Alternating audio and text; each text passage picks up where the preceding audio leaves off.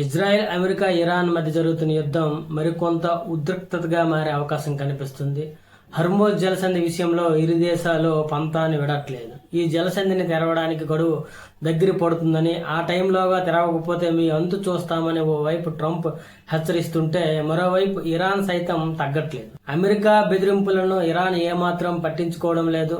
దీంతో గల్ఫ్ యుద్ధం తారాస్థాయికి చేరుకుంటుందనే ఆందోళన వ్యక్తమవుతుంది. అయితే హర్మూజ్ జలసంధిని తెరవకపోతే మంగళవారం ఇరాన్లోని విద్యుత్ ప్లాంట్లు, వంతెనలను లక్ష్యంగా చేసుకున్న దాడులు చేస్తామని ట్రంప్ హెచ్చరించాడు. అయితే ట్రంప్ హెచ్చరిక పట్ల ఇరాన్ కూడా ఘాటుగా స్పందించింది. అమెరికాతో పాటు పశ్చిమాసియా దేశాలు తీవ్ర పరిణామాలు ఎదుర్కోవలసి ఉంటుందని ఇరాన్ హెచ్చరించింది. అదేవిధంగా హర్మూజ్ ని తిరిగి తెరవడానికి ఇరాన్ ఓ కొత్త షరతు కూడా విధించింది.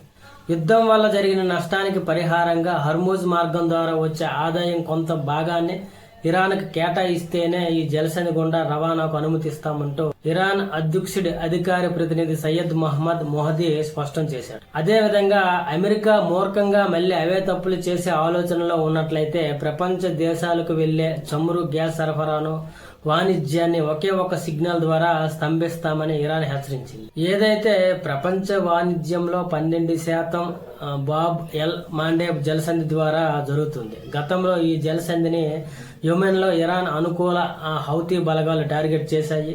ఇప్పటికే హర్మూజ్ గుండా రవాణా దాదాపు నిలిచిపోవడంతో ప్రపంచవ్యాప్తంగా ముడి చమురు, గ్యాస్ ధరలు పెరిగాయి. అదేవిధంగా ఈ బాబ్ ఎల్ మాండేబ్ ద్వారా నౌకల రాకపోకలు కూడా నిలిచిపోతే దాని ప్రభావం ప్రపంచ దేశాలపై మరింత తీవ్రంగా ఉంటుంది. ఇరాన్ దీనిపై టార్గెట్ చేసే అవకాశం ఉందని హెచ్చరించింది.